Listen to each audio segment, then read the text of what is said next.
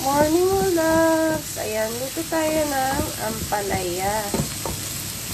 Good morning, para breakfast natin. Ayan siya.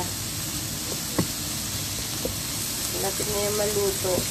Nalagyan na din yan ng pampalasa at saka salt lang.